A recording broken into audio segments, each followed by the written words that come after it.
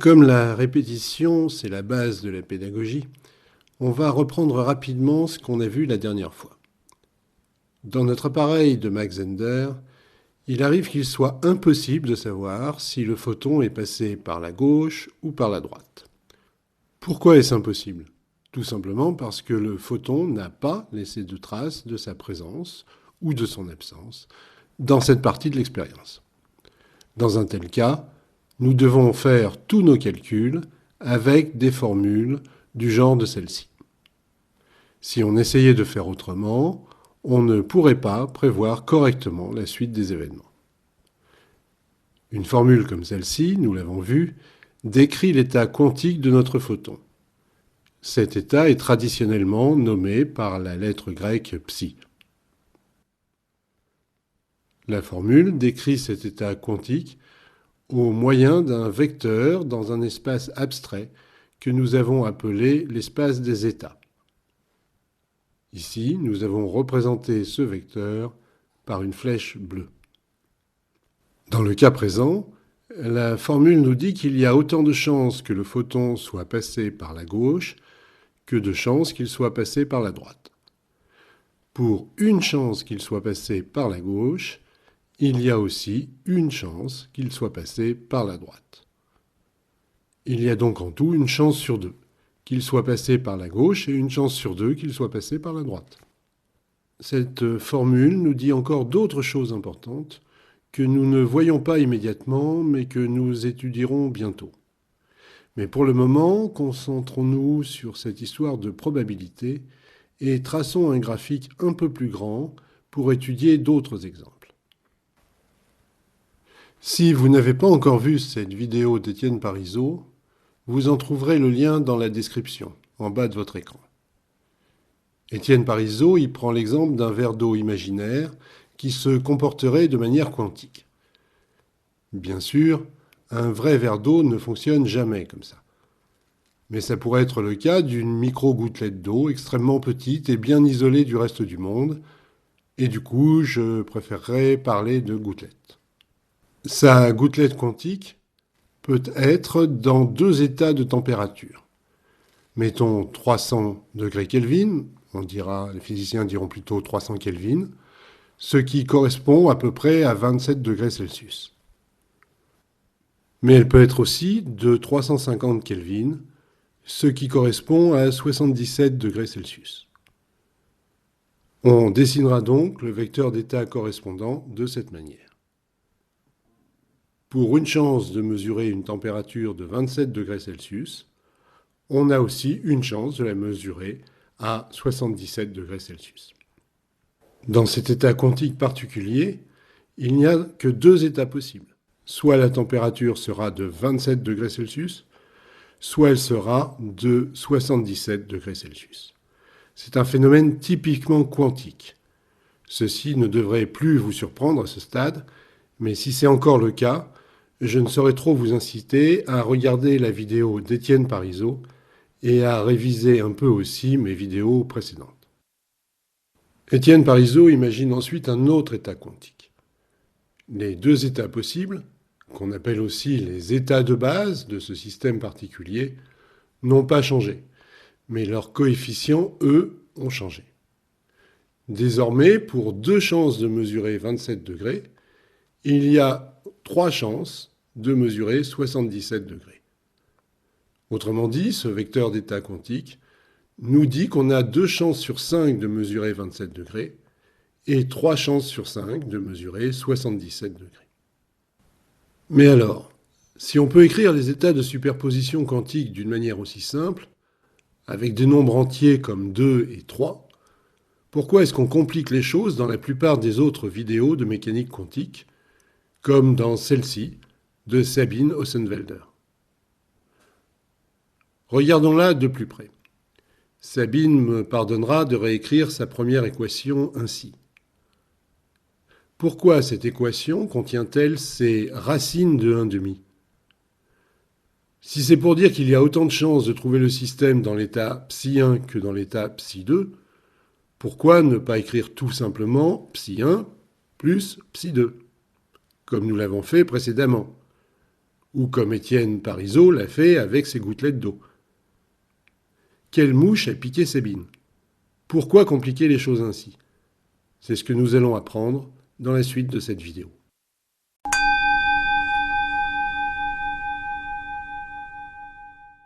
Imaginons que notre photon soit dans l'état suivant. 3 fois à gauche pour 3 fois à droite. Est-ce que c'est un état quantique différent de celui-ci? 2 fois à gauche pour 2 fois à droite. Ou de celui-ci, dont on a désormais l'habitude. 1 fois à gauche pour 1 fois à droite. Bien sûr que non. Dans tous les cas, la probabilité que le photon soit à gauche est exactement égale à celle qu'il soit à droite. Et c'est la seule chose qui nous importe du point de vue physique. Ces 3 vecteurs d'état sont bien sûr mathématiquement différents. Il n'y a aucun doute là-dessus. Mais ils décrivent tous les 3 le même état physique, celui où la probabilité de trouver le photon à droite est égale à celle de le trouver à gauche. Et du coup, il va être beaucoup plus simple pour la suite de nos calculs de parler en termes de probabilité. En mathématiques, une probabilité, c'est toujours un nombre réel compris entre 0 et 1. Si la probabilité est de 0, ça signifie que le photon n'a aucune chance de se trouver dans cet état. Par exemple, pour un photon qui serait dans l'état représenté par le vecteur bleu, la probabilité qu'il soit détecté à droite est de 0, ce qui signifie qu'il est impossible qu'il soit détecté à droite. Si la probabilité est de 1 maintenant, ça signifie qu'on est certain que le photon est dans l'état correspondant. Dans le cas présent, si on branche les détecteurs, on est certain à 100% de le détecter à gauche. Si elle est de 1,5 maintenant, ça signifie qu'on a une chance sur 2 de le trouver dans l'état correspondant. S'il est dans cet état-ci, notre photon a une chance sur 2 d'être détecté à gauche et une chance sur 2 d'être détecté à droite. Au risque d'insister un peu lourdement, nous savons maintenant que ça ne signifie pas qu'il serait ou bien à gauche ou bien à droite. Non, ça signifie seulement que si on branche les détecteurs, on a une chance sur 2 de le détecter à gauche et une chance sur 2 de le détecter à droite. Et bien sûr, le total des 2 probabilités doit donner 1. S'il y a une chance sur 2 qu'on le détecte à gauche et une chance sur 2 qu'on le détecte à droite, ça signifie évidemment qu'on a 100% de chance, soit une probabilité de 1, de le trouver ou bien à gauche ou bien à droite. Prenons maintenant un autre exemple. Ici, le photon a une chance sur 4 d'être détecté à gauche. Il a donc 3 chances sur 4 d'être détecté de l'autre côté pour que le total des probabilités vaille toujours 1. Et il y a donc toujours 100% de chance, soit une probabilité de 1, qu'il soit détecté ou bien à gauche ou bien à droite. Si le total des probabilités était inférieur à 1, ça signifierait qu'on a oublié des possibilités dans notre modèle. Il pourrait par exemple y avoir une chance sur 3 qu'il soit détecté à gauche et seulement une chance sur 3 qu'il soit détecté à droite. Mais dans ce cas, ça voudrait dire qu'on a oublié quelque chose dans notre modèle. Par exemple, il pourrait y avoir en plus une chance sur 3 qu'il soit absorbé par un atome en cours de route. Mais quoi qu'il en soit, le total de toutes les probabilités doit toujours faire 1, c'est-à-dire 100%, pour garantir qu'on a bien pris en compte tous les cas possibles. C'est ce qu'on appelle la normalisation. Notre vecteur d'état doit tenir compte de tous les états possibles et on doit pouvoir le vérifier en faisant la somme des probabilités. Cette somme doit valoir 1, sinon on a une erreur quelque part. On commence à comprendre pourquoi Sabine écrit ses vecteurs avec des fractions plus petites que 1. Dans le cas contraire, leur somme ne pourrait pas faire 1. Mais on ne comprend toujours pas pourquoi elle semble compliquer les choses en utilisant des racines. Pour le comprendre, nous allons devoir faire un pas de côté et retourner quelques instants au collège, réviser un peu le théorème de Pythagore.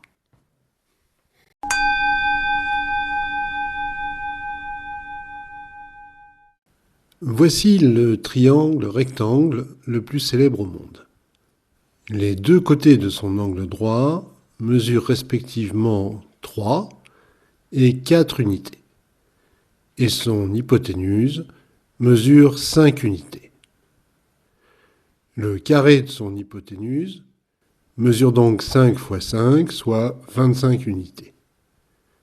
Ce qui est égal à la somme des carrés des deux autres côtés, soit 3 fois 3 égale 9 pour le plus petit, et 4 fois 4 égale 16 pour le moyen. 9 plus 16 font bien 25, qui est le carré de l'hypoténuse. On connaît depuis l'époque babylonienne beaucoup d'autres triangles qui ont la même propriété. Mais le théorème de Pythagore va encore plus loin, puisqu'il prouve que cette relation fonctionne pour tous les triangles rectangles. Le carré de l'hypoténuse est toujours égal à la somme des carrés des deux autres côtés. Appliquons ce théorème aux dimensions de ce lave-vaisselle.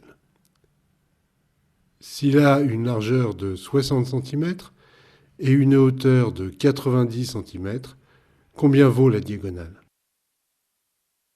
On commence par calculer les carrés des deux côtés de l'angle droit. On en fait la somme, qui est le carré de l'hypoténuse, et la racine carrée de ce nombre nous donne la longueur de cette hypoténuse. Dans ce cas particulier, c'est un peu plus de 108 cm.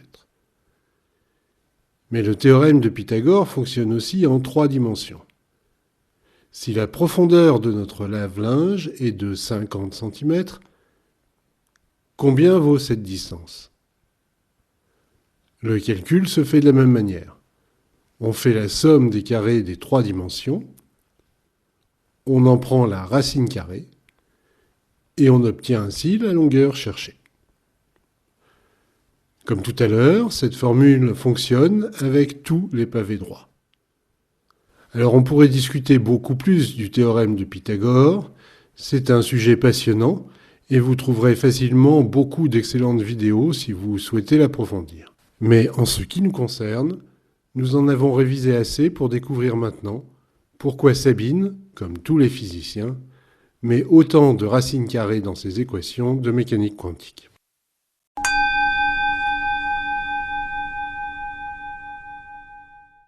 Munis du théorème de Pythagore, nous pouvons revenir maintenant à notre modélisation des probabilités quantiques. Et nous allons redimensionner notre vecteur d'état, ici en vert, pour lui donner une longueur de 1.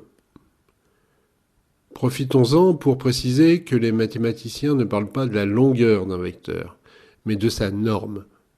Pour ce qui nous concerne, on utilisera les deux termes, même si bien sûr le mot norme est plus rigoureux. Et on dira que nous avons normalisé notre vecteur d'état en fixant sa norme, autrement dit sa longueur, à une unité. Si sa norme est de 1, le carré de sa norme est de 1 aussi. Replaçons notre vecteur dans une position qui représente l'état où la probabilité de détecter le photon à droite est égale à la probabilité de le détecter à gauche. Regardons pour commencer la projection du vecteur d'état sur l'axe qui représente le chemin de droite. Cette longueur vaut racine de 1/2. On voit souvent écrit aussi la valeur suivante, 1 sur racine de 2. Si vous vous souvenez de vos mathématiques de fin de collège, vous savez que ça revient au même. Le carré de cette longueur vaut 1/2. Et bien sûr, il en va de même pour le chemin de gauche. Prenons le temps de bien observer ce que nous venons de faire. Les probabilités ne sont plus représentées par la longueur des projections, mais par le carré de cette longueur. On appelle de telles quantités des amplitudes de probabilité. Pour obtenir la probabilité, il faut les multiplier par elles-mêmes pour obtenir leur carré. Alors à première vue, cette manière de faire peut sembler inutilement compliquée, mais nous allons commencer à comprendre à quel point elle est efficace dans un instant.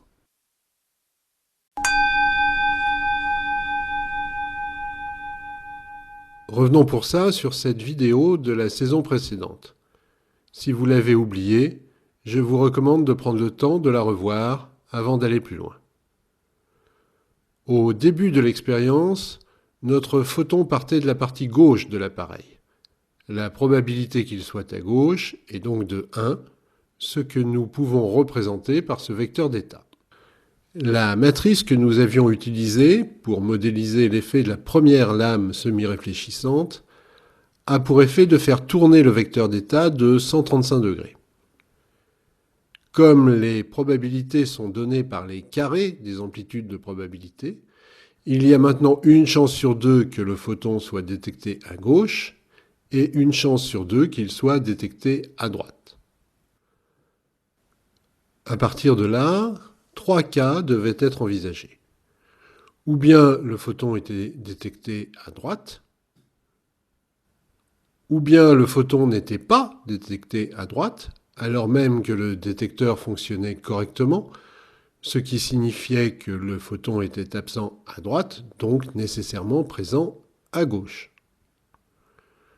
Ou bien, troisième cas, il n'y avait aucun moyen de savoir quel chemin le photon avait pris, parce que le détecteur n'était pas branché. Étudions ces 3 cas l'un après l'autre. Si le détecteur de droite était déclenché, ça signifiait que le photon était à droite. Le vecteur d'état est projeté dans cet axe. Nous devons l'aligner sur l'axe correspondant, comme ici. Un instant plus tard, le miroir de droite a pour effet de donner un signe moins à l'amplitude de probabilité et de renverser notre vecteur. Ce signe moins un peu mystérieux sera le sujet principal de notre prochaine vidéo. Pour le moment, contentons-nous de remarquer qu'il ne change pas les probabilités elles-mêmes. Le carré de moins 1, ça reste 1, ce qui correspond à une probabilité de 100%, que le photon soit détecté une deuxième fois à droite dès lors qu'il l'a été une première fois. Le miroir a changé le signe de l'amplitude de probabilité, mais la probabilité elle-même n'a pas changé. Puis, le photon arrive sur la seconde lame semi-réfléchissante, qui a le même effet que la première, une rotation de 135 degrés du vecteur d'état. Le photon a donc de nouveau une chance sur 2 de se retrouver à droite et une chance sur 2 de se retrouver à gauche. Deuxième cas de figure maintenant. Si le détecteur de droite n'est pas déclenché alors même qu'il fonctionne parfaitement. Ça signifie que le photon n'est pas passé par la droite. Il est donc passé par la gauche. Le vecteur d'état est projeté dans cet axe. Nous l'alignons sur l'axe correspondant. Cette position du vecteur d'état indique qu'il y a désormais 100% de chance que le photon soit détecté à gauche si nous décidons de brancher d'autres détecteurs. Le miroir de gauche a pour effet de donner un signe moins à l'amplitude de probabilité et de renverser notre vecteur.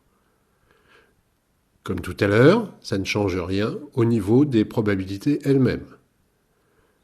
Puis le photon arrive sur la seconde lame semi-réfléchissante, qui a toujours le même effet, une rotation de 135 degrés du vecteur d'état. Notre photon a donc de nouveau une chance sur 2 de terminer sa course sur l'écran de gauche et une chance sur 2 de la terminer à droite. Observons maintenant attentivement ce qui se passe s'il n'y a aucun détecteur ni aucun moyen de savoir par où le photon est passé.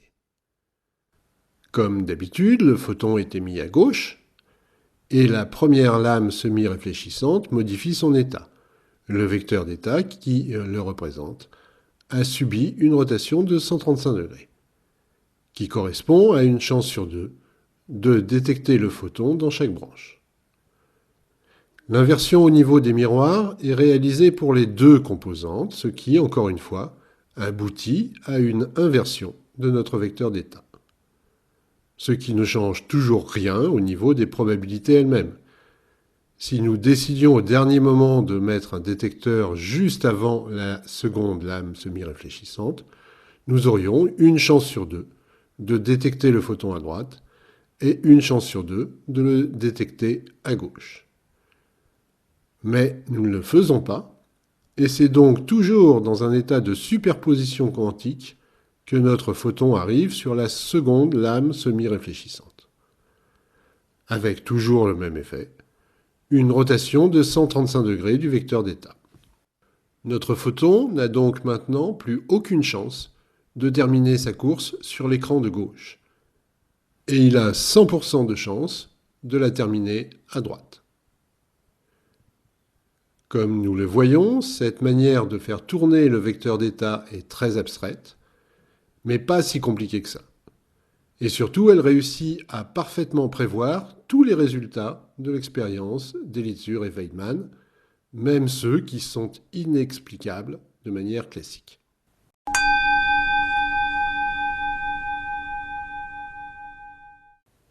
Nous allons maintenant appliquer ce que nous avons appris à une situation un tout petit peu plus compliquée, un système à 3 états possibles. On pourrait par exemple imaginer une nouvelle expérience dans laquelle notre photon pourrait suivre 3 chemins différents, par exemple à droite, à gauche et aussi en haut. Il pourrait par exemple se trouver dans l'état quantique représenté par cette formule. Dans un tel cas, il nous faudrait utiliser 3 axes perpendiculaires pour représenter le vecteur d'état graphiquement. Mais, comme nous l'avons vu il y a quelques minutes, le théorème de Pythagore fonctionne toujours en 3 dimensions. Et comme notre vecteur d'état est normalisé de longueur 1, nous sommes certains que la somme des probabilités vaut 1. Et nous pourrons modéliser toutes les répartitions de probabilités possibles de cette manière. Comme c'est très important de bien comprendre tout ceci, prenons de nouveau le temps de le regarder plus attentivement encore avec une représentation en 3 dimensions. Ici, le vecteur d'état est aligné sur l'axe G. Nous avons 100% de chance de détecter le photon dans le chemin de gauche. La probabilité de le détecter à gauche est de 1. Voici le vecteur d'état maintenant aligné sur l'axe D. Notre photon a été détecté dans la branche de droite de l'appareil, par exemple. Il a désormais 100% de chance qu'il le soit encore s'il rencontre d'autres détecteurs en chemin. Ici, le vecteur d'état en vert représente l'état quantique dans lequel il est absolument certain de détecter notre photon dans le chemin du haut. La probabilité qu'il soit en haut est de 1 fois 1, c'est-à-dire 100%. Voici maintenant l'état superposé que nous avons déjà longuement étudié dans les épisodes précédents. Les amplitudes de probabilité sont égales. Le théorème de Pythagore nous dit qu'elles valent racine de 1/2 chacune. Du coup, les probabilités correspondantes sont égales aussi. Celle de gauche que j'écris P indice G vaut le carré de racine de 1/2, autrement dit ça vaut 1/2. Celle de droite que j'écris P indice D aussi. En revanche, bien sûr, l'amplitude de probabilité de trouver le photon dans la branche du haut, que j'écris P indice H, est de 0, et donc la probabilité correspondante aussi. Maintenant, le vecteur d'état représente l'état quantique dont nous avons parlé tout à l'heure. On a une chance sur 3 de détecter le photon dans chaque chemin. La somme des probabilités vaut toujours 1. Et comme notre vecteur d'état est normalisé, c'est-à-dire que sa longueur est 1, nous sommes certains que, quelle que soit son orientation, son sommet sera toujours quelque part sur cette portion de sphère. Et par conséquent, en vertu du théorème de Pythagore, la somme des probabilités vaudra toujours 1, ce qui représente 100% des cas possibles. Évidemment, si nous avions 4 chemins possibles, nous ne pourrions plus représenter graphiquement le vecteur d'état dans notre espace habituel qui n'a que 3 dimensions.